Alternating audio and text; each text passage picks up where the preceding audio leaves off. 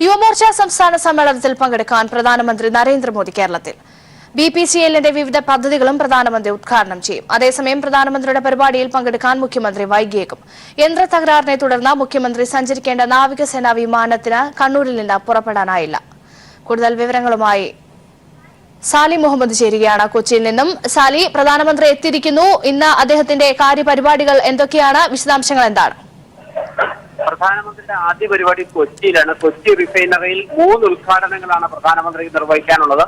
പ്രധാനമന്ത്രി ഈ വേദിയിൽ പ്രത്യേകം സജ്ജീകരിച്ചിരിക്കുന്ന വേദിയിൽ 2:35 എത്തുമെന്നാണ് അറിയിച്ചിരിക്കുന്നത്. ഗവർണർ പി സദാശിവം, മുഖ്യമന്ത്രി പിണറായി വിജയൻ, കേന്ദ്ര പെട്രോളിയം മന്ത്രി ധർമ്മേന്ദ്ര പ്രധാൻ, അൽഫോൻസ് കണ്ണന്താനം, MP-മാർ, MLA-മാർ തുടങ്ങിയ ഒട്ടേറെ പ്രമുഖരും ഈ ചടങ്ങിൽ പങ്കെടുക്കുന്നുണ്ട്. അതിനുശേഷം അദ്ദേഹം തൃശ്ശൂരിൽ പോകും. തൃശ്ശൂരിൽ യുവമോർച്ച സംസ്ഥാന സമ്മേളനത്തോടനുബന്ധിച്ച് പൊതുസമ്മേളനം, അത് BJP-യുമായി ബന്ധപ്പെട്ട രാഷ്ട്രീയ പരിപാടിയാണ്. അതിൽ പ്രധാനമന്ത്രി പ്രസംഗിക്കുകയും ചെയ്യും. ഏറ്റവും പ്രധാനപ്പെട്ട കാര്യം, മുഖ്യമന്ത്രി പരിപാടിയിൽ, റിഫൈനറിയിലെ പരിപാടിയിൽ പങ്കെടുക്കുന്നത് വൈകുമെന്ന വിവരമാണ് നമുക്ക് ലഭിക്കുന്നത്. കണ്ണൂരിൽ നിന്നും നാവികസേനയുടെ പ്രത്യേക വിമാനത്തിൽ മുഖ്യമന്ത്രി കൊച്ചിയിലെത്തുമെന്നാണ് അറിയിച്ചിരുന്നത്. പക്ഷേ നാവികസേന ഇതിനായി നൽകിയിരുന്ന ഹെലികോപ്റ്ററിന് യന്ത്ര തകരാറ് മൂലം യഥാസമയം പുറപ്പെടാൻ കഴിഞ്ഞില്ല എന്നാണ് നമ്മൾ മനസ്സിലാക്കുന്നത്. ഇപ്പോൾ രണ്ടാമതൊരു ഹെലികോപ്റ്റർ നാവികസേനയുടേതായി ലഭ്യമായിട്ടുണ്ട്. അതിൽ മുഖ്യമന്ത്രി കൊച്ചിയിലേക്ക് പുറപ്പെടുമെന്നാണ് അറിയിച്ചിരിക്കുന്നത്. ഏതായാലും പ്രധാനമന്ത്രിയെ കൊച്ചിയിൽ സ്വീകരിക്കുന്നതിനോ പ്രധാനമന്ത്രി പങ്കെടുക്കുന്ന റിഫൈനറിയിലെ ആദ്യത്തെ പരിപാടിയിൽ പങ്കെടുക്കുന്നതിനോ മുഖ്യമന്ത്രിക്ക് സാധിക്കില്ല എന്നാണ് നമ്മൾ മനസ്സിലാക്കുന്നത്. ഒരു പക്ഷേ വൈകിയാണെങ്കിലും റിഫൈനറിയിലെ പരിപാടിയിലേക്ക് എത്തിയേക്കുമെന്നും കേൾക്കുന്നു. ഏതായാലും മുഖ്യമന്ത്രിക്കായി അനുവദിച്ച ഹെലികോപ്റ്റർ യന്ത്ര തകരാറ് മൂലം യാത്ര തുടരാൻ കഴിയാത്ത സാഹചര്യം സൃഷ്ടിച്ച് ഏതായാലും വിവാദമായിട്ടുണ്ട്.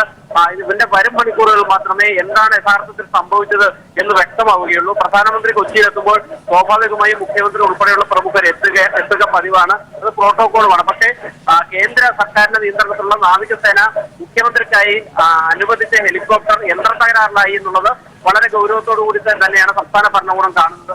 എന്താണ് അതിൽ സംഭവിച്ചത് എന്നുള്ള കാര്യം അല്പസമയത്തിനകം തന്നെ പ്രധാനമന്ത്രി സന്ദർശനം പൂർത്തിയാക്കി മടക്കുന്നതോടുകൂടി മാത്രമേ നമുക്ക് വ്യക്തമാകൂ.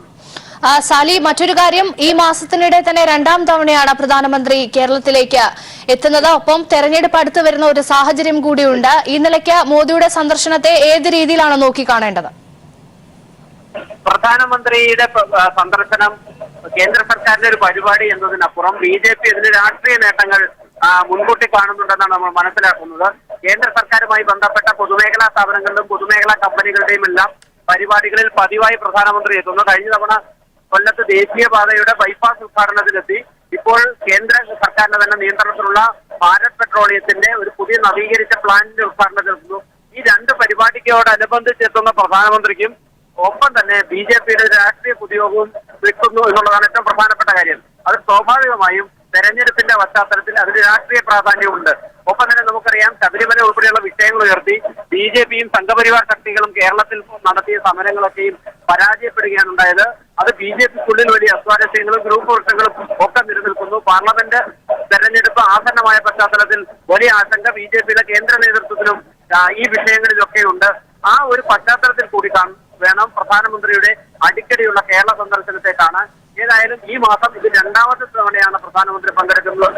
2 സന്ദർശനത്തിനിടയിലും 2 വലിയ പൊതുയോഗങ്ങളിൽ BJP യോഗങ്ങളിൽ പ്രധാനമന്ത്രി പങ്കെടുക്കുന്നു എന്നുള്ളത് കേരളത്തിൽ എത്രമാത്രം പ്രാധാന്യത്തോടെയാണ് സംഘപരിവാർ. വ്യക്തമാണ് സാലി. അതേസമയം പ്രധാനമന്ത്രിയുടെ പരിപാടിയിൽ പങ്കെടുക്കാൻ മുഖ്യമന്ത്രി വൈകിയേക്കുമെന്നുള്ള വാർത്തകൾ കൂടി വരുന്നു. വിവരങ്ങളുമായി സന്തോഷ് ശരിയാണ്. സന്തോഷ്, യന്ത്ര തകരാറിനെ തുടർന്ന് മുഖ്യമന്ത്രി സഞ്ചരിക്കേണ്ട നാവികസേനാ വിമാനത്തിന് കണ്ണൂരിൽ നിന്ന് പുറപ്പെടാനായില്ല എന്നുള്ള വാർത്ത അല്പസമയം മുൻപാണ് വന്നത്. പകരം സംവിധാനങ്ങൾ ഏർപ്പെടുത്തിയോ? എന്താണ് സംഭവിച്ചത്? മുഖ്യമന്ത്രി എപ്പോഴായിരിക്കും എത്തുക? വിശദാംശങ്ങൾ എന്താണ്? നാവികസേനയുടെ മറ്റൊരു വിമാനത്തിൽ മുഖ്യമന്ത്രി 2 മണിക്ക് കണ്ണൂരിൽ നിന്നും പുറപ്പെട്ടു കഴിഞ്ഞു. നേരത്തെ ആദ്യം പോകാൻ നിശ്ചയിച്ചിരുന്ന നാവികസേനയുടെ വിമാനം ചില സാങ്കേതിക തകരാറുകൾ, യന്ത്ര തകരാറുകൾ മൂലം പുറപ്പെടാൻ കഴിഞ്ഞിരുന്നില്ല, ടേക്ക് ഓഫ് ചെയ്യാൻ കഴിഞ്ഞിരുന്നില്ല. അതിനുശേഷം കൊച്ചിയിൽ നിന്നും മറ്റൊരു വിമാനം എത്തിച്ചതിന് ശേഷമാണ് മുഖ്യമന്ത്രി ഇപ്പോൾ പുറപ്പെട്ടിരിക്കുന്നത്. ഏതായാലും നേരത്തെ നിശ്ചയിച്ചതുപോലെ വിമാനത്താവളത്തിൽ പ്രധാനമന്ത്രിയെ സ്വീകരിക്കുന്നത് ഉൾപ്പെടെയുള്ള ചടങ്ങുകൾക്ക് മുഖ്യമന്ത്രി എത്താനുള്ള സാധ്യത കുറവാണ്. കാരണം ഏതാണ്ട് 1 മണിക്കൂറിന് അധികം സമയം വൈകിയാണ് ഇപ്പോൾ കണ്ണൂർ വിമാനത്താവളത്തിൽ നിന്നും മറ്റൊരു വിമാനത്തിൽ മുഖ്യമന്ത്രി പുറപ്പെട്ടിരിക്കുന്നത്. വിമാനത്തിന്റെ സാങ്കേതിക തകരാർ മൂലമായിരുന്നു നേരത്തെ ടേക്ക് ഓഫ് ചെയ്യാൻ സാധിക്കാതെ വന്നത്. അതിനുശേഷം കൊച്ചിയിൽ നിന്നെത്തിയ നാവികസേനയുടെ മറ്റൊരു വിമാനം 1:40 കണ്ണൂർ വിമാനത്താവളത്തിൽ ഇറങ്ങുകയും 2 മണിക്ക് അത് കൊച്ചിയിലേക്ക് മുഖ്യമന്ത്രിയെയും കൊണ്ട് ഇവിടുന്ന് പുറപ്പെടുകയും ചെയ്തു. ശരി, വ്യക്തമാണ് സന്തോഷ്. മുഖ്യമന്ത്രി സഞ്ചരിക്കേണ്ട നാവികസേനാ വിമാനത്തിന് കണ്ണൂരിൽ നിന്ന് പുറപ്പെടാനായില്ല. പകരം എത്തിച്ച വിമാനത്തിലാണ് മുഖ്യമന്ത്രി കൊച്ചിയിലേക്ക് എത്തുന്നത്. വിവരങ്ങളാണ് സാലി മുഹമ്മദും സന്തോഷും നൽകിയത്. മറ്റു വാർത്തകളിലേക്ക്. മലയാളികളെ അപമാനിച്ച കേന്ദ്രമന്ത്രി അൽഫോൺസ് കണ്ണന്താനം അംഗീകാരം ലഭിക്കുന്നതുവരെ പരിഹസിക്കുന്നത് മലയാളികളുടെ ജനിതക പ്രശ്നമെന്ന കണ്ണന്താനം. ഈ ജനിതക പ്രശ്നം ഉള്ളതുകൊണ്ടാണ് പത്മഭൂഷൺ ജേതാവായ നമ്പി നാരായണനെ സെൻകുമാർ വിമർശിച്ചതെന്നും കണ്ണന്താനത്തിന്റെ പരാമർശം. RSSന്റെ കൊള്ളരുതായ്മകൾക്ക് മലയാളികളെ പഴിചാരേണ്ട കാര്യമില്ലെന്ന് M സ്വരാജിന്റെ മറുപടി. നമ്പി നാരായണന് പത്മഭൂഷൺ ശുപാർശ ചെയ്തത് BJP എംപിയായ രാജീവ് ചന്ദ്രശേഖർ. ശുപാർശ പരിശോധിച്ച് രാഷ്ട്രപതിക്ക് നൽകിയത് BJP ഭരിക്കുന്ന കേന്ദ്ര സർക്കാർ. ഇത് അംഗീകരിച്ചാണ് നമ്പി നാരായണൻ രാഷ്ട്രപതി പത്മഭൂഷൺ നൽകുന്നതായി പ്രഖ്യാപിച്ചത്. എന്നാൽ ഇതിനെതിരെ പരസ്യമായി രംഗത്ത് വന്നത് സമീപകാലത്ത് കേരളത്തിൽ BJPയുടെ നാക്കായി മാറിയ സെൻകുമാർ മാത്രമാണ്. എന്നാൽ കേന്ദ്രമന്ത്രി അൽഫോൺസ് കണ്ണന്താനം ആവട്ടെ സെൻകുമാറിന്റെ പ്രസ്താവന മലയാളി സമൂഹത്തിന്റെ മൊത്തത്തിലുള്ള ജനിതക പ്രശ്നമായി പരിഹസിക്കുന്നു. എന്റെ കാഴ്ചപ്പാട് നല്ല കാര്യങ്ങളൊക്കെ കേരളത്തിൽ വരുമ്പോൾ ഇത് മലയാളിക്ക് കിട്ടിയതാ. നമ്മളെല്ലാം കൂടെ ആഘോഷിക്കേണ്ട കാര്യങ്ങളാ. നമ്മൾ ഇതിനെപ്പറ്റി ഇനിയിപ്പോൾ വ്യാഖ്യാനങ്ങളിലേക്കൊന്നും പോകേണ്ട കാര്യമില്ല. നല്ല കാര്യം എവിടെ നിന്നാലും ഏത് മലയാളിക്ക് സംഭവിച്ചാലും അതെല്ലാം നമ്മൾ ഒരുമിച്ച് ആഘോഷിക്കേണ്ട കാര്യങ്ങളാണ്. പക്ഷെ നമുക്കൊരു ചെറിയ പ്രശ്നമുണ്ട് ഇവിടെ. എന്തെങ്കിലും നല്ലത് മലയാളിക്ക് കിട്ടിയാൽ അതിനെ പാറ വെക്കാൻ ഏറ്റവും മുമ്പിൽ നിൽക്കുന്ന മലയാളി തന്നെയാണ്. അങ്ങനെ നമുക്ക് മാനസികമായ ചെറിയൊരു DNA പ്രശ്നമുണ്ട് നമുക്ക്. RSSന്റെ കൊള്ളരുതായ്മയ്ക്ക് എന്തിനാണ് കണ്ണന്താനം മലയാളികളെ പഠിക്കുന്നതെന്ന് M സ്വരാജും പ്രതികരിച്ചു. ഒരു സെൻകുമാർ പറഞ്ഞ ഹീനമായ വാക്കുകളുടെ പേരിൽ എങ്ങനെയാണ് മലയാളി സമൂഹത്തെ ആകെ പ്രതിക്കൂട്ടിൽ നിർത്തുക? ആകെ മലയാളികളുടെ പ്രതിനിധിയായി ആരാണ് സെൻകുമാറിനെ ചുമതലപ്പെടുത്തിയിട്ടുള്ളത്? ജനിതക പ്രശ്നം ഉണ്ടോ ഇല്ലയോ എന്നുള്ളത് അവർ തീരുമാനിക്കട്ടെ. ഇവർ രണ്ടുപേരും ഒരു പാർട്ടിയുടെ ആളുകളാണ്. കുറച്ച് നേരത്തെ RSSലേക്ക് കടന്നു ചെന്ന് അവരുടെ നിലപാടുകളുടെ ഭാഗമായി ജനങ്ങളുടെ മുൻപിൽ പരിഹാസ്യനായി നിൽക്കുന്ന ആളാണ് അൽഫോൺസ് കണ്ണന്താനം. അദ്ദേഹത്തിന്റെ പിൻഗാമിയായി ഇപ്പൊ ചെന്നിട്ടുള്ള ആളാണ് സെൻകുമാർ. ഈ രണ്ടുപേരും പറയുന്ന വാചകങ്ങൾ കേൾക്കുമ്പോൾ, അഭിപ്രായങ്ങൾ കേൾക്കുമ്പോൾ ഈ പറഞ്ഞ ജനിതക പ്രശ്നത്തിന്റെ സംശയം ജനങ്ങൾക്കുണ്ടാവാം. പക്ഷെ നമ്മൾ അങ്ങനെയൊന്നും ആരോപിക്കാനോ ആക്ഷേപിക്കാനോ പോയിട്ടില്ല. അതിന് മലയാളികൾ എന്ത് പഴച്ചു?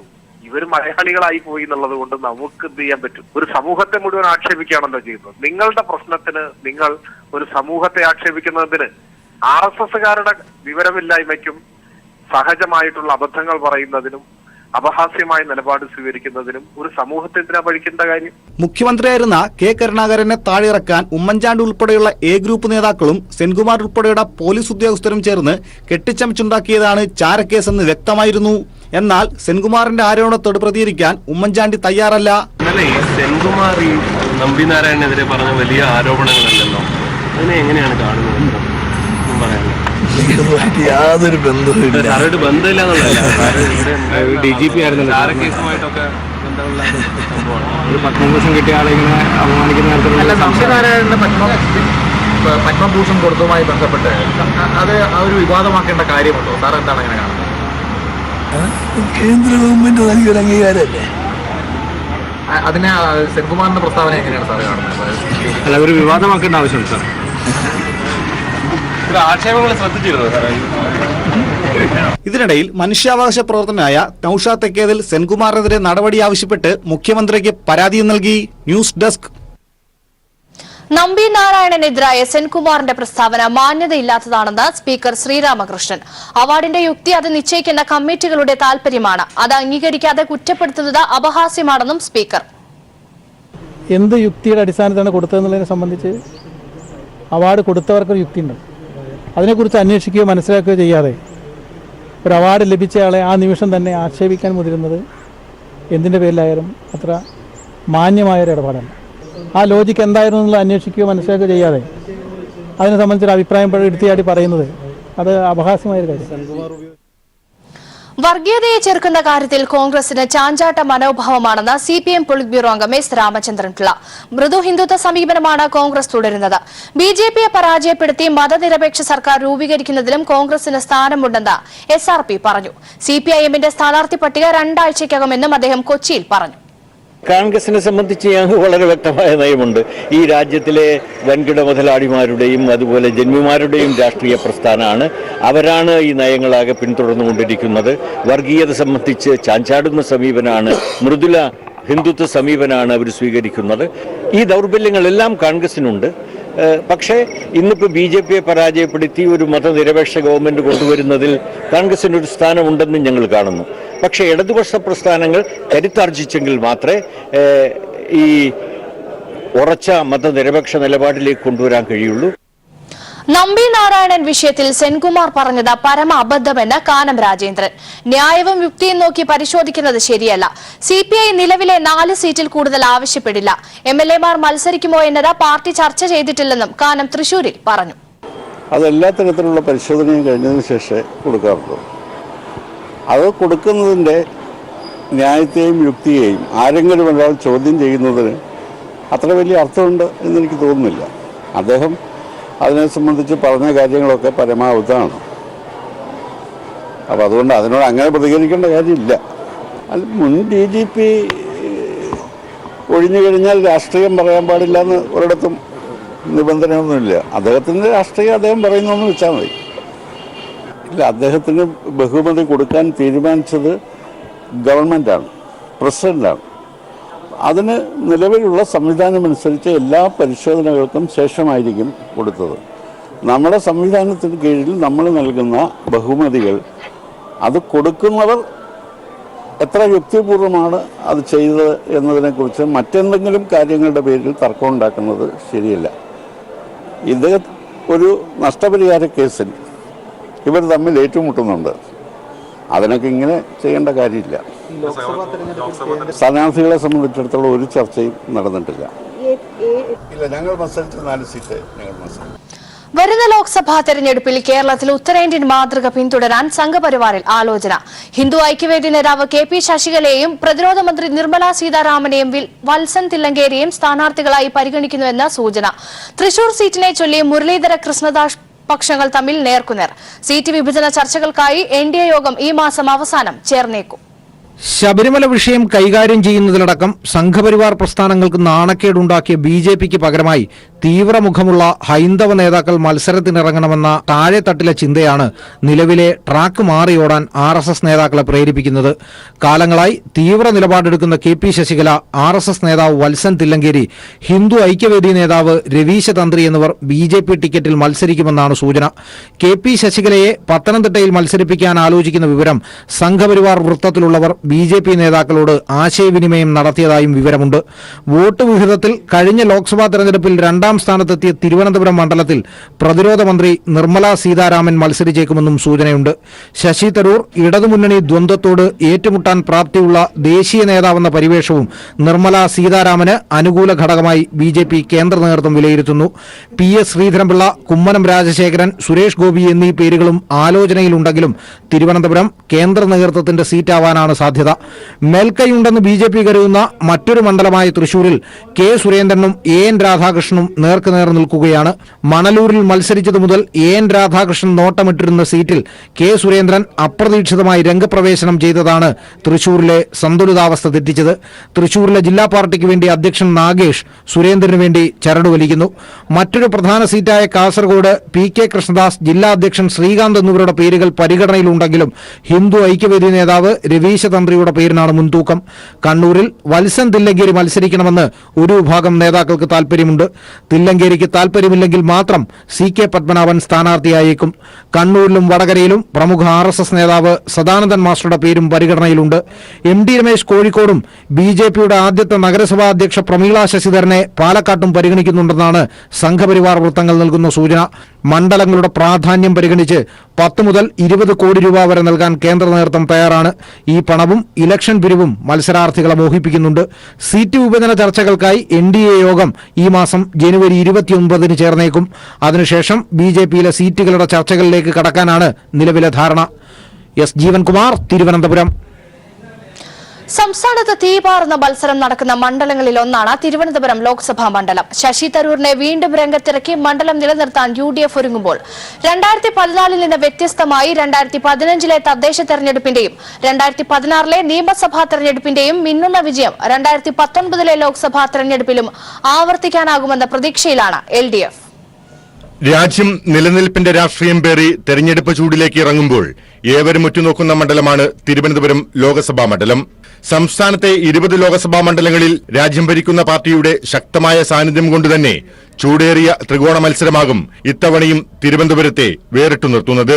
കഴിഞ്ഞ 2 തവണ മണ്ഡലത്തെ പ്രതിനിധീകരിച്ച ഡോക്ടർ ശശി തരൂർ തന്നെയാണ് ഇത്തവണയും UDFന്റെ തുറുപ്പുചീട്ട്.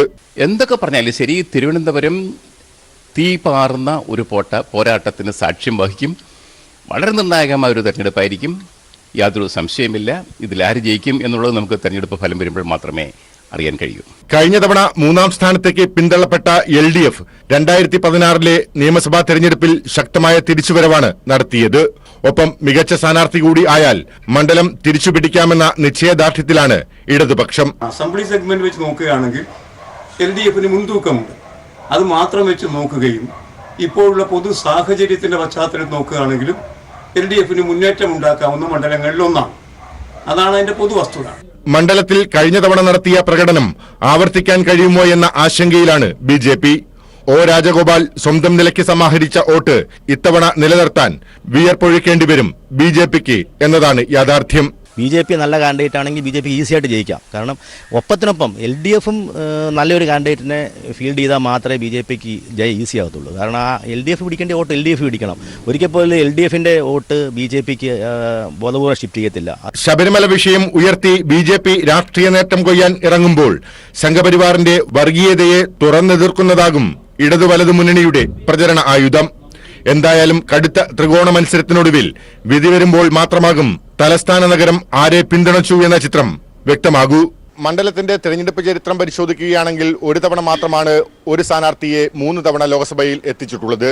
ഈ ചരിത്രം ആവർത്തിക്കാൻ ഒതുങ്ങിയാണ് UDF നിൽക്കുന്നത്. എന്നാൽ സംസ്ഥാന സർക്കാരിന്റെ ഭരണനേട്ടം കൂടി പ്രചരണായുധമാകുമ്പോൾ ഇത്തവണ വിജയം കൈവരിക്കാമെന്ന ശുഭപ്രതീക്ഷയിലാണ് LDF. ക്യാമറമാൻ ദേവദത്തിനൊപ്പം ലെസ്ലി ജോൺ, തിരുവനന്തപുരം. വായ്പാ തട്ടിപ്പ് നടത്തിയ ICICI മുൻ മേധാവി ചന്ദ കോച്ചാറിനെതിരെ കേസെടുത്ത CBI ഉദ്യോഗസ്ഥനെ കേന്ദ്ര സർക്കാർ സ്ഥലം മാറ്റി. FIR രജിസ്റ്റർ ചെയ്ത മണിക്കൂറുകൾക്കുള്ളിലാണ് CBI SP സുധാഷ് ഷുവിനെ ദില്ലിയിൽ നിന്നും തെറിപ്പിച്ചത്. ചന്ദ കോച്ചാറിനെതിരെ കേസെടുത്തത് നേരത്തെ കേന്ദ്രമന്ത്രി അരുൺ ജെയ്റ്റ്ലി വിമർശിച്ചിരുന്നു.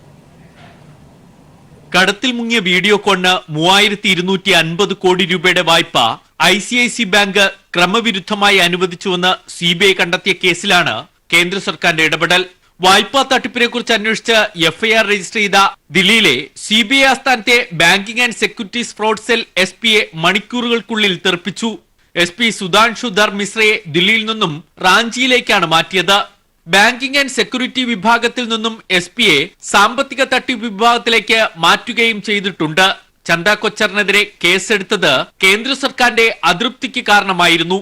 എങ്ങുമെത്താത്ത അന്വേഷണമെന്നായിരുന്നു ജെറ്റ്ലിയുടെ വിമർശനം. പുതിയ ധനമന്ത്രി പീയൂഷ് ഗോയൽ, കേന്ദ്ര ആഭ്യന്തരമന്ത്രി എന്നിവരും ജെറ്റ്ലിയുടെ ട്വീറ്റ് റീട്വീറ്റ് ചെയ്തിരുന്നു. ബാങ്ക് വായ്പ തട്ടിപ്പ് നടത്തിയ വിജയ് മല്യയ്ക്ക് രാജ്യം വിടാൻ കേന്ദ്ര സർക്കാരിന്റെ സഹായം ലഭിച്ചിരുന്നുവെന്ന വിവരം നേരത്തെ പുറത്തു വന്നിരുന്നു. നീരവ് മോദി, മെഹൽ ചോസ്കി എന്നിവരുടെ തട്ടിപ്പുകളും വിവാദമായപ്പോഴാണ് ICICI ബാങ്ക് വായ്പയെക്കുറിച്ച് CBI അന്വേഷിച്ചത്. CBIയുടെ താൽക്കാലിക ഡയറക്ടർ വഴിയാണ് കേന്ദ്ര സർക്കാർ അന്വേഷണ ഉദ്യോഗസ്ഥനെതിരെ നടപടിയെടുത്തിരിക്കുന്നത്. News bureau, Delhi. സാമ്പത്തിക തട്ടിപ്പ് നടത്തി രാജ്യം വിട്ട പ്രതികളെ പിടികൂടി തിരികെ എത്തിക്കാൻ ലക്ഷ്യമിട്ട് CBIയുടെയും എൻഫോഴ്സ്മെന്റിന്റെയും പുതിയ നീക്കം. തട്ടിപ്പ് നടത്തി കരീബിയൻ ദ്വീപുകളിൽ ഉൾപ്പെടെ താമസമാക്കിയ പ്രതികളെ പിടികൂടി ഒന്നിച്ച് തിരികെ എത്തിക്കാനാണ് ശ്രമം. അടുത്തിടെ ഇന്ത്യൻ പൌരത്വം ഉപേക്ഷിച്ച മെഹുൽ ചോക്സി, പഞ്ചാബ് നാഷണൽ വായ്പാ തട്ടിപ്പിലെ മുഖ്യപ്രതി നീരവ് മോദി എന്നിവരെയാണ് പ്രധാനമായും തിരികെ എത്തിക്കാൻ ലക്ഷ്യമിടുന്നത്. പണം നൽകി പൌരത്വം സ്വന്തമാക്കാനാകുന്ന കരീബിയൻ ദ്വീപുകൾ ഇന്ത്യയിൽ നിന്ന് രക്ഷപ്പെടുന്ന സാമ്പത്തിക തട്ടിപ്പുകാരുടെ ഇഷ്ടസങ്കേതമാണ്. പഞ്ചാബ് നാഷണൽ ബാങ്കിനെ പറ്റിച്ചു കടന്ന നീരവ് മോദി, ബന്ധു മെഹുൽ ചോക്സി, വജ്രവ്യാപാരി ജതിൻ മേത്ത തുടങ്ങിയ നിരവധി സാമ്പത്തിക കുറ്റവാളികൾ കരീബിയൻ ദ്വീപുകളിലും മറ്റ് വിദേശ രാജ്യങ്ങളിലുമായാണ് ഇപ്പോൾ ഒളിവിൽ കഴിയുന്നത്. ഇവർ തന്നെ വിവിധ രാജ്യങ്ങളിൽ വൻതുക നിക്ഷേപം നടത്തി പൌരത്വം നേടിയിട്ടുണ്ട്. തട്ടിപ്പ് നടത്തിയ ഉടൻ തന്നെ പ്രതികൾ നാടുവിട്ടതിനാൽ ഇന്ത്യയിൽ രജിസ്റ്റർ ചെയ്ത കേസുകളുടെ അന്വേഷണം മന്ദഗതിയിലാണ്. ഇതാണ് പ്രതികളെ ഒന്നിച്ച് ഇന്ത്യയിലേക്ക് തിരികെ എത്തിക്കാൻ സിബിഐയെയും എൻഫോഴ്സ്മെന്റിനെയും പ്രേരിപ്പിച്ചത്. നീക്കത്തിന്റെ ഭാഗമായി സിബിഐയുടെയും എൻഫോഴ്സ്മെന്റിന്റെയും പ്രത്യേക സംഘം തന്നെ വെസ്റ്റ് ഇൻഡീസിലേക്ക് പോകാനൊരുങ്ങുന്നതായി ഉന്നത കേന്ദ്ര സർക്കാർ വൃത്തങ്ങൾ ശരിവച്ചു. എയർ ഇന്ത്യയുടെ പ്രത്യേക ബോയിംഗ് വിമാനം ദൌത്യത്തിന്റെ ഭാഗമായി കമ്മീഷൻ ചെയ്തതായും സൂചനകളുണ്ട്. കുറ്റവാളികളെ കൈമാറുന്നത് സംബന്ധിച്ച് വിവിധ രാജ്യങ്ങളുമായി ഇന്ത്യക്ക് ഉടമ്പടികളില്ല. അതിനാൽ ശ്രമം എത്രത്തോളം വിജയമാകുമെന്നതിൽ ദൌത്യസംഘത്തിന് തന്നെ ആശങ്കയുമുണ്ട്. News bureau, Delhi. ബിഷപ്പിനെതിരായ ബലാത്സംഗ കേസിൽ രാജ്യത്തെ 55 സാംസ്കാരിക സാമൂഹ്യ പ്രവർത്തകർ മുഖ്യമന്ത്രിക്ക് കത്തയച്ചു. കന്യാസ്ത്രീകളെ കൂട്ടത്തോടെ നാടുകടത്താനുള്ള നീക്കത്തിൽ ഇടപെടണമെന്നാവശ്യപ്പെട്ടാണ് കത്തയച്ചത്. സ്ഥലമാറ്റത്തിനു പിന്നിൽ ബിഷപ്പ് ഫ്രാങ്കോ മുളയ്ക്കലെന്നും കത്തിൽ പറയുന്നു. മദർ ജനറൽ സിസ്റ്റർ റെജീന ബിഷപ്പിന്റെ നിർദ്ദേശം നടപ്പാക്കുകയാണ്. കന്യാസ്ത്രീകളെ സർക്കാരിന്റെയും പൊതുസമൂഹത്തിന്റെയും സംരക്ഷണ വലയത്തിൽ നിന്നും പുറത്താക്കാനാണ് നീക്കം. വിചാരണ കഴിയും വരെ കന്യാസ്ത്രീകളെ കുറവിലങ്ങാട് മഠത്തിൽ തന്നെ പാർപ്പിക്കാൻ ഇടപെടണമെന്നും കത്തിൽ ആവശ്യപ്പെട്ടു. കവി സച്ചിദാനന്ദൻ, നോവലിസ്റ്റ് ായ ആനന്ദ്, മനീഷ സേതി തുടങ്ങിയവരാണ് കത്തിനെ പിന്തുണയ്ക്കുന്നവരിൽ പ്രമുഖർ. ചിട്ടി പിടിക്കാൻ ഭൂമി ജാമ്യമായി നൽകിയ കുടുംബത്തെ വഞ്ചിച്ചതായി പരാതി. വ്യാജരേഖ ചമച്ച ഉടമസ്ഥനറിയാതെ 3 ചിട്ടിക്ക് ഭൂമി പണയപ്പെടുത്തി. അയൽവാസിയെ സഹായിച്ചതിന്റെ പേരിൽ കൊല്ലം മയ്യനാട് സ്വദേശികളായ രാധാകൃഷ്ണൻ പ്രവീണ ദമ്പതികൾക്ക് കിടപ്പാടം നഷ്ടപ്പെടുമെന്ന സ്ഥിതിയാണ്. 2010 രാധാകൃഷ്ണൻ 6 ലക്ഷം രൂപയുടെ ചിട്ടിക്കായി സ്വന്തം ഭൂമി KSFEക്ക് പണയപ്പെടുത്തിയിരുന്നു. മയ്യനാട് സ്വദേശി കുഞ്ഞുമോന്റെ അഭ്യർത്ഥനയെ തുടർന്ന് ഇതേ ഭൂമി 10 ലക്ഷം രൂപയുടെ ചിട്ടി പിടിക്കാനായി രാധാകൃഷ്ണൻ വസ്തു ഈടായി നൽകി. ചിട്ടി കുടിശ്ശിക ആയപ്പോഴാണ് ഒരു ചിട്ടി കൂടാതെ രാധാകൃഷ്ണന്റെ അറിവോ സമ്മതമോ ഇല്ലാതെ വ്യാജരേഖ ചമച്ച് 3 ചിട്ടി കൂടി കുഞ്ഞുമോൻ വസ്തുജാമ്യത്തിന് തട്ടിപ്പ് നടത്തിയതായി അറിയുന്നത്. കുഞ്ഞുമോൻ വരുത്തിയ കുടിശ്ശികയെ തുടർന്ന് KSFE രാധാകൃഷ്ണന്റെ ഭൂമി അറ്റാച്ച് ചെയ്തു. അതേസമയം ഒരാളുടെ ഭൂമി അവരുടെ രക്തബന്ധമുള്ള ബന്ധുവിന് മാത്രമേ ചിട്ടിക്ക് ജാമ്യവസ്തു ആക്കാവൂ എന്ന സർക്കുലർ നിലനിൽക്കെയാണ് കുഞ്ഞുമോനും അക്കാലത്തെ KSFE ഏജന്റും ചേർന്ന് തട്ടിപ്പ് നടത്തിയതെന്ന് രാധാകൃഷ്ണനും പ്രവീണയും പറയുന്നു. എന്റെ അയൽവാസിയായിരുന്നു ഈ കുഞ്ഞുമോൻ. അങ്ങനെ ഇയാളുടെ വീട് പുതുക്കി പണിയുന്നതിന് ഇയാളെ വിവാഹ ആവശ്യത്തിനുമായിട്ടാണ് ഇയാൾ ഈ പൈസ ചിട്ടി പിടിച്ച് ഈ പൈസ എടുത്തത്. എന്നിട്ട് ഇയാള് തുടർന്ന് പൈസ അടയ്ക്കാതെ ഞങ്ങളെ വഞ്ചിക്കുകയായിരുന്നു. അപ്പം ഇയാള് 2 ചിട്ടിക്ക് മാത്രമാണ് ഞങ്ങളെ ജാമ്യം നിർത്തിയത്. അതിനുശേഷം 3 ചിട്ടി വ്യാജമായിട്ട് ഒപ്പൊക്കെ ഇട്ടാണ് ഇവർ ചെയ്തിരിക്കുന്നത്. അപ്പൊ വേറൊരു ബ്രാഞ്ചിൽ നിന്നും കൂടെ ഒക്കെ ആയിട്ട് ചെയ്തിരിക്കുകയാണ്. തട്ടിപ്പാണ് മൊത്തം ഇയാൾ ചെയ്തിരിക്കുന്നത്. അപ്പം ഞങ്ങളുടെ ഈ വസ്തുവിന്മേൽ KSFE ചെയ്തിട്ടേക്കുന്ന ഈ ജാമ്യം ഒഴിവാക്കി തരാൻ വേണ്ടി ഈ ഇത്രയും 7-8 വർഷമായിട്ട്, ഇപ്പം 5 വർഷമായി, 2015 മുതൽ ഞാൻ എല്ലാ മേഖലകളിലും പരാതിയായിട്ട് പോവുകയാണ്. ഇവരുടെ പരാതിയിൽ കൊല്ലം ജില്ലാ കളക്ടർ ഭൂമിക്ക് മേലുള്ള അറ്റാച്ച്മെന്റ് റദ്ദാക്കിക്കൊണ്ട് ഉത്തരവിട്ടെങ്കിലും ഇതുവരെ നടപടി സ്വീകരിച്ചിട്ടില്ല. തട്ടിപ്പ് നടത്തിയവർ രാധാകൃഷ്ണന്റെ കുടുംബത്തിനെ നിരന്തരം ആക്രമിക്കുകയും വളർത്തുനായെ വിഷം കൊടുത്ത് കൊല്ലുകയും കിണർ അശുദ്ധമാക്കുകയും ചെയ്ത സംഭവങ്ങളിൽ പോലീസ് കേസെടുത്തിട്ടുണ്ട്. ന്യൂസ് ബ്യൂറോ, കൊല്ലം. അർദ്ധരാത്രിയിൽ വാറണ്ട് പോലുമില്ലാതെ ജില്ലാ കമ്മിറ്റി ഓഫീസിൽ പരിശോധന നടത്തിയത് മാധ്യമ ശ്രദ്ധ പിടിച്ചുപറ്റാനെന്ന് CPM ജില്ലാ സെക്രട്ടറി ആനാവൂർ നാഗപ്പൻ. അനധികൃതമായി റെയ്ഡ് നടത്തിയവർക്കെതിരെ നടപടിയെടുക്കണമെന്നും പരിശോധനയ്ക്കെത്തിയപ്പോൾ ഉദ്യോഗസ്ഥരെ തടഞ്ഞത വാദം തെറ്റെന്നും അദ്ദേഹം പറഞ്ഞു. അതേസമയം DCP ചൈത്രയ്ക്കെതിരെയുള്ള അന്വേഷണ റിപ്പോർട്ട് നാളെ IG മനോജ് എബ്രഹാം DGPക്ക് കൈമാറും.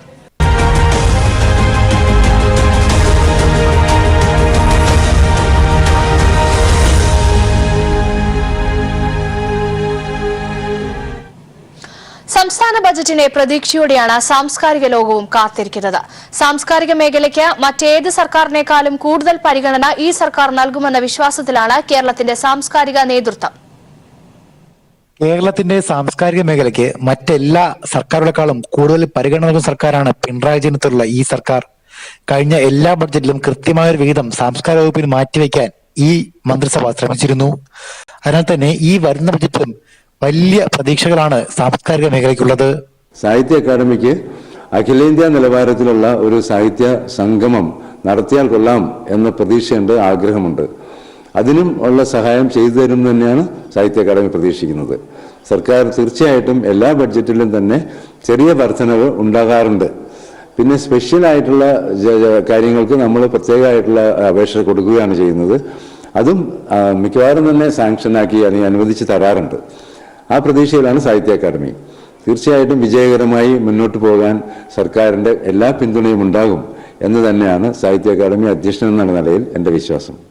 കഴിഞ്ഞ എല്ലാ ബഡ്ജറ്റിലും ലഭിച്ച പിന്തുണ ഇത്തവണയും ലഭിക്കും എന്ന പ്രതീക്ഷയിലാണ് സാഹിത്യ അക്കാദമിയും ലളിതകലാ അക്കാദമിയും കലാമണ്ഡലവും സംഗീത നാടക അക്കാദമിയും അടക്കമുള്ള തൃശൂരിലെ സാംസ്കാരിക സ്ഥാപനങ്ങൾ, ദേശീയ പുസ്തകോത്സവവും അന്താരാഷ്ട്ര കവിയരങ്ങും അന്താരാഷ്ട്ര തിയേറ്റർ ഫെസ്റ്റിവലെല്ലാം ഇത്തവണയും ഉണ്ടാകും എന്ന ഉറപ്പ് സാംസ്കാരിക മേഖലയ്ക്ക് ഉണ്ടെങ്കിലും പുത്തൻ പദ്ധതികളും സാംസ്കാരിക മേഖല പ്രതീക്ഷിക്കുന്നുണ്ട്. നിലവിലുള്ള നിരവധി സാംസ്കാരിക കേന്ദ്രങ്ങൾക്ക് പുറമെ മറ്റ് പല പദ്ധതികളും ഇത്തവണ ബഡ്ജറ്റിൽ ഉണ്ടാകും എന്ന പ്രതീക്ഷ തൃശ്ശൂരിലെ സാംസ്കാരിക ലോകത്തിനുണ്ട്. സാംസ്കാരിക രംഗത്തിന് ഏറെ പരിഗണന നൽകുന്ന ഒരു സർക്കാരാണ് LDF സർക്കാർ. കഴിഞ്ഞ ബഡ്ജറ്റെല്ലാം തന്നെ കൃത്യമായ പരിഗണന സാംസ്കാരിക ലോകത്തിന് ലഭിക്കുകയും ചെയ്തിരുന്നു. എന്നാൽ തന്നെ ഇത്തവണയും കൃത്യമായ പരിഗണന തൃശ്ശൂരിലെ സാംസ്കാരിക രംഗത്തിന് ലഭിക്കും എന്ന ഒരു പ്രതീക്ഷയിലാണ് തൃശ്ശൂരിലെ സാംസ്കാരിക ലോകം. TP സലീമിനൊപ്പം VS Abhiram.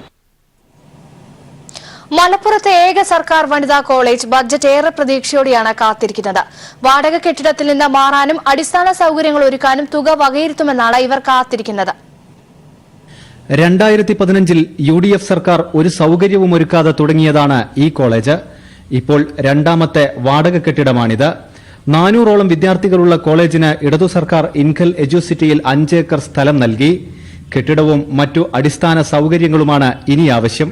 കെട്ടിടത്തിലേക്ക് മാറാൻ പറ്റിയിട്ടില്ല. അപ്പം അതിന്റെ ഫലമായിട്ട് കുട്ടികൾക്ക് അവർക്ക് ആവശ്യമായിട്ടുള്ളൊരു അക്കാദമിക പരിസരം നമുക്ക് ഉണ്ടാക്കി കൊടുക്കാൻ പറ്റുന്നില്ല.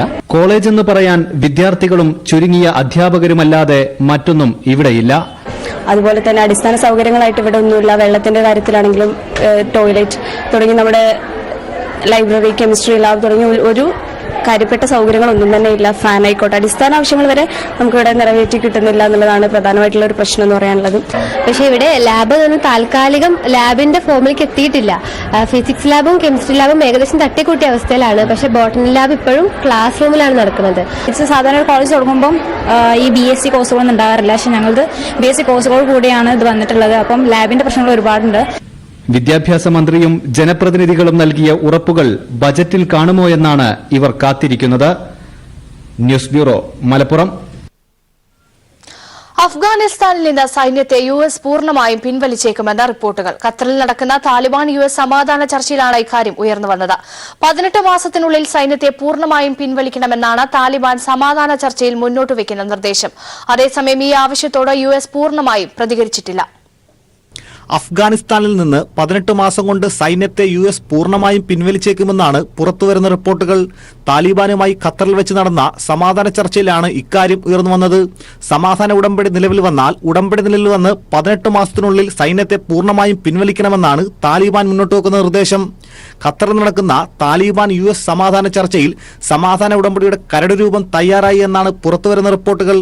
അഫ്ഗാനിസ്ഥാനിലുള്ള വിദേശ സൈന്യം പൂർണ്ണമായും പിൻവാങ്ങണമെന്നാണ് താലിബാന്റെ നിലപാട്. അതേസമയം ഈ ആവശ്യത്തോട് US പൂർണ്ണമായും പ്രതികരിച്ചിട്ടില്ല. നിർദ്ദേശം അംഗീകരിക്കുമോ എന്ന കാര്യത്തിൽ US അധികൃതർ വ്യക്തമായ വിവരങ്ങൾ പുറത്തുവിട്ടിട്ടില്ല. ഈ സാഹചര്യത്തിൽ താലിബാനെ കൂടാതെ മറ്റ് ഭീകര സംഘടനകൾക്ക് അനുകൂല സാഹചര്യമൊരുക്കുമോ എന്ന ആശങ്കയും നിലനിൽക്കുന്നുണ്ട്. അതേസമയം സമാധാന ചർച്ചയിൽ അഫ്ഗാനിസ്ഥാൻ സർക്കാരിൽ നിന്നുള്ള പ്രതിനിധികൾ ആരും പങ്കെടുത്തില്ല എന്നതും ശ്രദ്ധേയമാണ്. അഫ്ഗാൻ സർക്കാരുമായി ചർച്ചയ്ക്കുള്ള നിലപാടിലാണ് താലിബാൻ. International desk. ഹൃദ്രോഗ ചികിത്സയ്ക്ക് പുതിയ സാധ്യതകൾ നൽകി പത്തനംതിട്ട ജനറൽ ആശുപത്രിയിൽ കാർഡിയോളജി വിഭാഗത്തിനായി ആധുനിക സംവിധാനങ്ങളോടുകൂടിയ ലാബ് പ്രവർത്തനം ആരംഭിച്ചു. ആരോഗ്യമന്ത്രി KK ശൈലജ ലാബിന്റെ ഉദ്ഘാടനം നിർവഹിച്ചു. ഹൃദയ സംബന്ധമായ രോഗങ്ങൾക്ക് ചികിത്സ നൽകാൻ സംവിധാനമില്ലാതിരുന്ന പത്തനംതിട്ട ജനറൽ ആശുപത്രിയിൽ വീണ ജോർജ് MLAയുടെ ശ്രമഫലമായാണ് കാർഡിയോളജി വിഭാഗത്തിന് അത്യാധുനിക സംവിധാനത്തോടുകൂടിയുള്ള കാത്ത് ലാബ് തയ്യാറായത്. ആൻജിയോഗ്രാമും ആൻജിയോപ്ലാസ്റ്റിയും അടക്കമുള്ള ആധുനിക സംവിധാനങ്ങളാണ് കാത്ത് ലാബിൽ ഉള്ളത്. സംസ്ഥാനത്ത് 3 മെഡിക്കൽ കോളേജുകളിൽ ഉൾപ്പെടെ 8 ആശുപത്രികളിൽ അനുവദിച്ച കാത്ത് ലാബിൽ ഒന്നാണ് പത്തനംതിട്ട ജനറൽ ആശുപത്രിയിൽ ആരോഗ്യമന്ത്രി KK ശൈലജ നാടിനായി സമർപ്പിച്ചത്. മുൻ MLA ആയ അഡ്വക്കേറ്റ് K ശിവദാസൻ നായരുടെ ഫണ്ട് കൂടി ഉപയോഗിച്ചാണ് കാത്ത് ലാബിന്റെ നിർമ്മാണം എന്ന പ്രതിപക്ഷത്തിന്റെ ആരോപണം ശൈലജ ടീച്ചർ തള്ളിക്കളഞ്ഞു. അതിന് മുൻ MLAയുടെ ഫണ്ടൊന്നും ചേർത്തിട്ടില്ല കേട്ടോ. ഈ കാത്ത് ലാബിന് വേണ്ടി അനുവദിച്ച 5 കോടിയിലേറെ രൂപ അതിന് ഇനിയിപ്പം 3 കോടി രൂപ കൂടി നിങ്ങൾക്ക് തരികയാണ്. അത് ഈ കാർഡിയാക് കെയർ ICU കൂടി CCU കൂടി പിന്നെ സ്ഥാപനം വളരെ പെട്ടെന്ന് തന്നെ CCU കൂടി വരും. 9 ബെഡുള്ള CCU കൂടി ഇതിന്റെ ഭാഗമായിട്ട് വരും. അങ്ങനെ 8 കോടിയിലേറെ രൂപ ചെലവഴിച്ചുകൊണ്ട് ഈ ഗവൺമെന്റ് തന്നെ സ്ഥാപിച്ചതാണ് ഈ കാര്യം. MLAയുടെ ഫണ്ട് വേറെ എവിടെയെങ്കിലും ഉണ്ടെങ്കിൽ വിരോധമൊന്നുമില്ല. കാരണം എല്ലാം ഇപ്പോൾ കാണുന്നത് മുഴുവൻ ഞങ്ങൾ ഉണ്ടാക്കിയതൊന്നും പറയാമെന്ന് ഞങ്ങൾ വന്നിട്ടില്ല. പിന്നെ അത് ഒരു പൊതുവാണ്. ഇതിലൊന്നും ഒരു പാർട്ടിസാൻ സ്പിരിറ്റോട് കൂടി കാണരുത്. 8 കോടിയോളം രൂപയാണ് ലാബിന്റെ ചെലവ് വരുന്നത്. ശബരിമലയുടെ കൂടി പ്രാധാന്യം കണക്കിലെടുത്താണ് കാർഡിയോളജി വിഭാഗം ഒരുങ്ങിയിരിക്കുന്നത്. ആശുപത്രിയിലെ ബി ബ്ലോക്കിൽ താഴത്തെ നിലയാണ് കാത്ത് ലാബിനെ ഉപയോഗിക്കുന്നത്. ഇവിടേക്കായി ഒരു കാർഡിയോളജിസ്റ്റിനെയും മറ്റ് ടെക്നീഷ്യന്മാരെയും നിയമിച്ചിട്ടുണ്ട്. 8 കിടക്കയുൾപ്പെട്ട CCUവും കാർഡിയോ വിഭാഗത്തിന്റെ OPയും ഈ ബ്ലോക്കിലാണ് ക്രമീകരിച്ചിരിക്കുന്നത്. കാത്ത് ലാബിലേക്കുള്ള ഉപകരണങ്ങൾ 6 മാസം മുമ്പ് ഫ്രാൻസിൽ നിന്ന് എത്തിച്ചാണ് നിർമ്മാണം നടത്തിയത്. വിപ്രോജിയാണ് ഇതിന്റെ സാങ്കേതിക കാര്യങ്ങൾ കൈകാര്യം ചെയ്യുന്നത്. കാർഡിയോളജിക്ക് പുതിയ സംവിധാനം വന്നതോടെ രോഗികൾക്ക് കോട്ടയം മെഡിക്കൽ കോളേജിനെ ആശ്രയിക്കേണ്ടി വരുന്നത് ഇതോടെ ഒഴിവാകും. ശബരിമല തീർത്ഥാടകർക്കും ഇതേറെ ഗുണകരമാകും. News bureau, Pathanamthitta. ലോക പ്രശസ്ത ശാസ്ത്രജ്ഞൻ ഡോക്ടർ KS മണിലാലിന് ജൈവ ജാഗ്രതാ പുരസ്കാരവും ക്യാഷ് അവാർഡും സ്പീക്കർ ശ്രീരാമകൃഷ്ണൻ സമ്മാനിച്ചു. ഡോക്ടർ S മണിലാലിന്റെ കോഴിക്കോട്ടെ വസതിയിലെത്തിയാണ് പുരസ്കാരം സമ്മാനിച്ചത്. 17-ാം നൂറ്റാണ്ടിൽ ലാറ്റിൻ ഭാഷയിൽ രചിക്കപ്പെട്ട ഹോർത്തൂസ് മലബാരിക്കൂസ് എന്ന പുസ്തകം ലാറ്റിനിൽ നിന്ന് ഇംഗ്ലീഷിലേക്കും ഇംഗ്ലീഷിൽ നിന്ന് മലയാളത്തിലേക്കും പരിഭാഷപ്പെടുത്തിയ ലോകത്തിലെ ഏക ശാസ്ത്രജ്ഞനാണ് KS മണിലാൽ. പ്രസാദ രംഗത്തെ പെൺകൂട്ടായ്മയായ സമതയാണ് പുരസ്കാരം നൽകി ആദരിച്ചത്. അതിനെ കണ്ടെത്തി എന്നുള്ളത് ഒരു ചെറിയ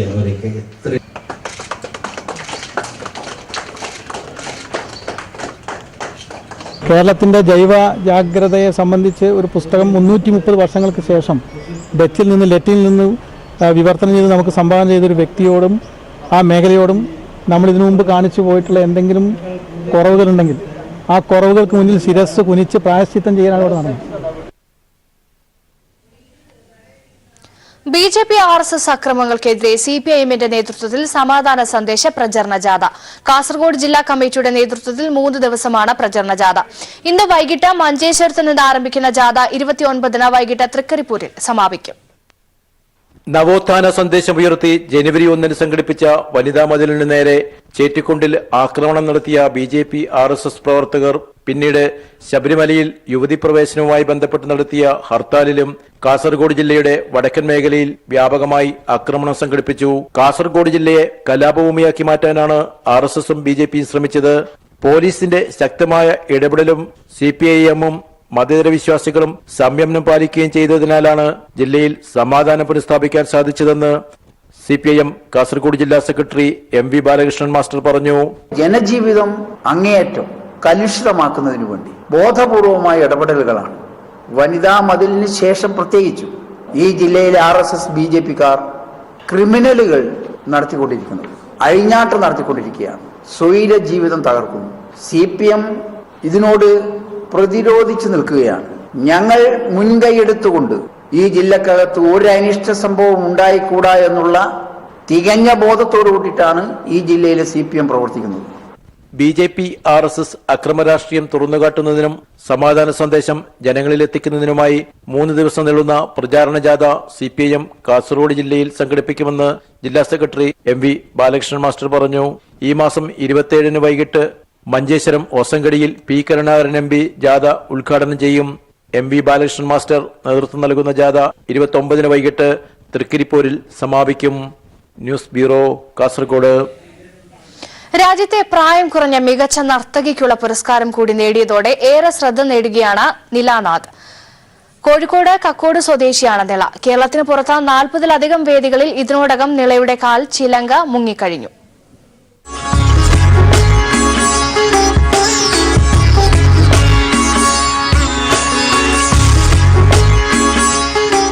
ഇത് 11-ാം വയസ്സുകാരി നിള.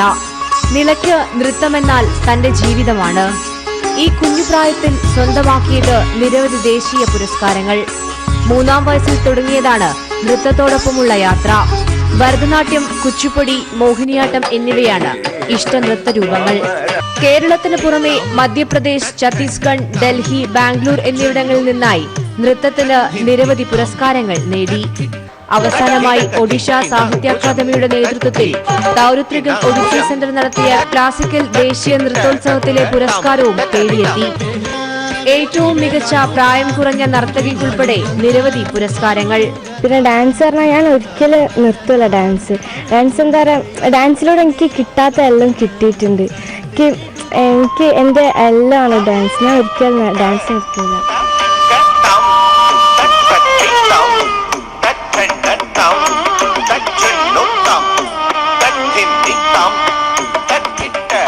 പ്രശസ്ത നർത്തകി പല്ലവി കൃഷ്ണന്റെ ശിക്ഷണത്തിലാണ് നൃത്തം അഭ്യസിക്കുന്നത്. തന്റെ ചെറിയ പ്രായത്തിൽ നേടിയത് നിരവധി നേട്ടങ്ങൾ. കോഴിക്കോട് കക്കോട് സ്വദേശിയായ ബിജുനാഥിന്റെ മകളാണ് ഈ 6ാം ക്ലാസ്സുകാരി. നൃത്തത്തിൽ ഇനിയും പുതിയ ഏടുകൾ പണിയാനുള്ള വലിയ യാത്രയിൽ കൂടിയാണ് നിള. ക്യാമറാമാൻ ജിവേഷിനൊപ്പം മേഘമാധവൻ, കോഴിക്കോട്.